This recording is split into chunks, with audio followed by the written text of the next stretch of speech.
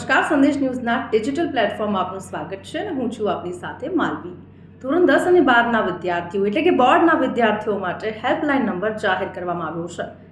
અમદાવાદ ડીઈઓએ આ helpline number જાહેર કર્યો છે, જેનું નામ છે સારથી હેલ્પલાઇન.